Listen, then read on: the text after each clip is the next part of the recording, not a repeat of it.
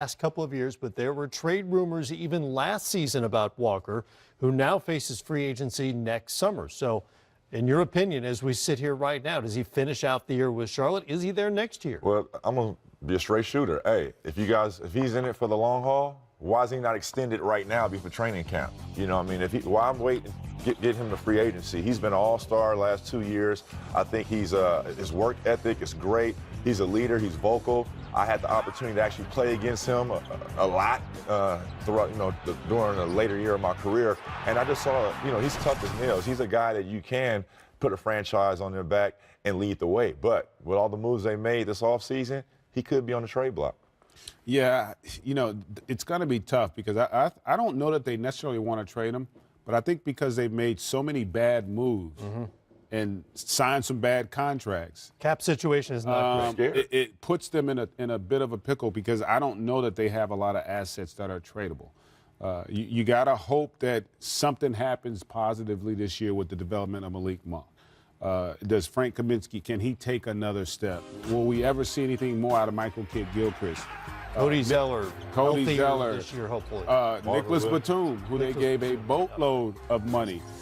Can he somehow live up to that contract? So I think when you look at the totality of all the things they've done, it's put them in a situation where they now may have to part ways with their best player smack dab in the middle of his prime in order to have a chance to not rebuild, to start a rebuild. Right.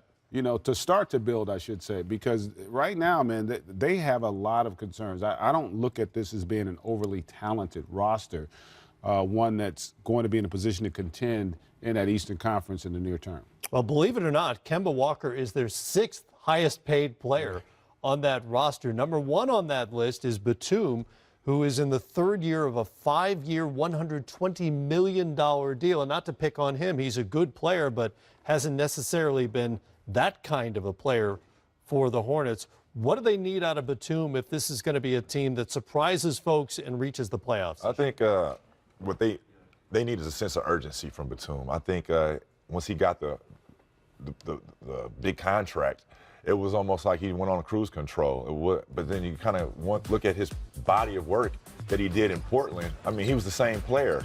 He had good players around him, but he fit in. He was the right piece of the intangible piece, the X factor piece, that he didn't really have any pressure to score the ball. If he scored 20, it was a plus. If he scored 10, it was a plus. But now with that bag in Charlotte, in Charlotte, he has to come with it, and he ain't came with it yet. Well, the problem is, I think he is what he is. It's just you paid him to be something else. Right. You paid him to be an all-star caliber player, and I don't know that that's the makeup of him from a talent standpoint.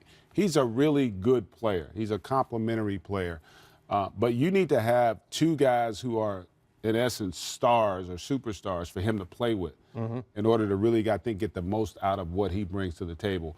He's never averaged more than 14 points a game. It's not like he's going to be a big-time scorer. Right. He's going to get you 3-4 rebounds. He's going to get 4 or 5 assists. He's going to play solid basketball. Right. But you're not going to win because of him. You can win with him, but you're not going to win because of him, and that's part of their problem. They don't have enough guys you win because of. They got one in Kemba Walker, and it's going to be interesting to see what direction they go in moving forward when you look at that roster. Well, Batum has always been sort of a Swiss Army knife kind of guy, even though he's French.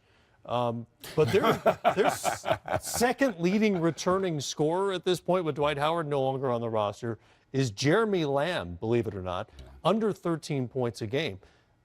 Scoring may not be Batum's primary skill, but will they need more scoring out of him this year?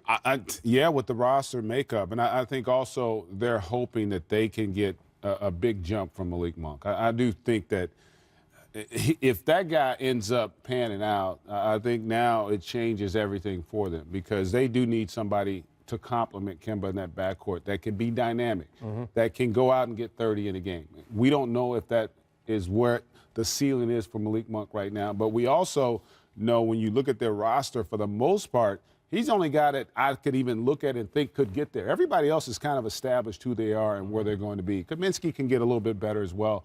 But he's the one guy that is, to me, he's kind of like the X factor because we don't know can he get to another level? Can he, get to a point where we're starting to look at him the way we look at Bradley Beal? We don't know that about him yet, and I think we're going to find out this season. And he was drafted for scoring, yes, his scoring potential in the NBA. Yeah.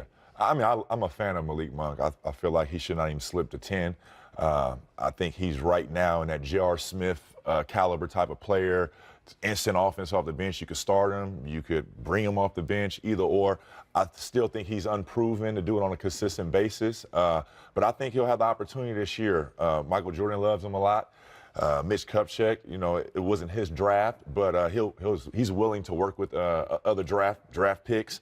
And I think the great problem that the Hornets have is basically their second unit is a starting unit. Willie Herron Gomez, Frank Kaminsky, Michael Kidd-Gilchrist, Malik Monk, Tony Parker, that was a starter as a Hall of Famer coming off the bench. So they have great problems and they're deep, but we just don't know what we're going to get out of them. I'm hearing more questions than answers at this Yes. Yeah.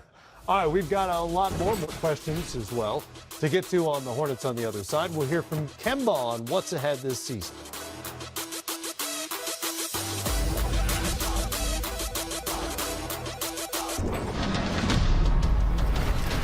Kemba, you betcha! Kemba's feeling it big time. Kemba skating through the defense and scored. Look at Kemba Walker. Oh yeah, again! Entry pass denied by Kemba. Oh, Kemba. Gorgeous play from Kemba Walker. Yes!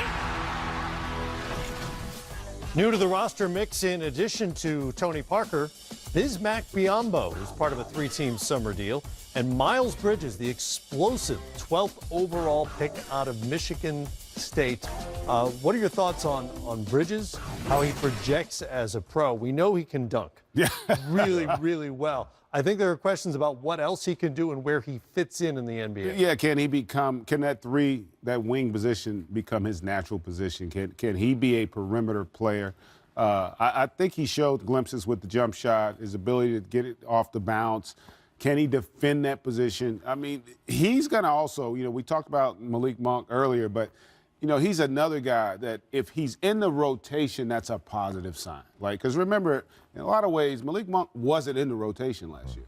So if you're going to get a lottery pick, you want him to at least be in the rotation. That gives you a chance. And I think if he shows enough in training camp and finds himself in that position, that's a positive for this organization. I think just being a lottery pick, you never want to go to an organization where you're the third option off the bench behind Batum, behind Michael Kidd-Gilchrist, who are already proven. So therefore, right now, his antennas are up where he's going to have to work, maybe have to play some time at the four. And the way the league is going, I could see him surviving at the four, playing some stretch four at times. But like you said, you are who you can guard. So if he to show signs of playing defense on the perimeter and down low, he'll find and earn some minutes out there on the floor. And one thing to mention about him, too, the advantage he has as a young player, when I go in and I see Nicholas Batum and I see Michael Kidd-Gilchrist, yeah, they're really good players, but they ain't now one of them ever got 20 a night in the game. Yeah. Like, if I can go in and score that position consistently, I'm going to have a chance to get minutes. So he's thinking that way, or should be, as a young player who's, he's been a top-tier guy his entire life, and if he has that confidence, he's going to have a chance. Well, for the time being, the scoring begins with Kemba Walker. He recently spoke with Ro Parrish about the season ahead. You have a brand new teammate in Tony Parker who spent years in San Antonio. How's the interaction been between you so far, and what are you looking forward to learning from him this season? The interaction has been A1, man. We get along really well. We actually talk a lot. As far as me learning from him, I mean, anything he has to offer.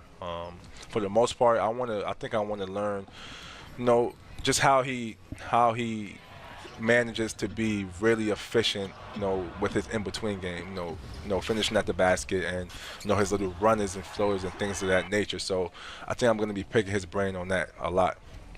Now, you talked about the runners. Of course, those are legendary. He did that when he was in San Antonio, winning championships. James Borrego also comes over, who's the new head coach.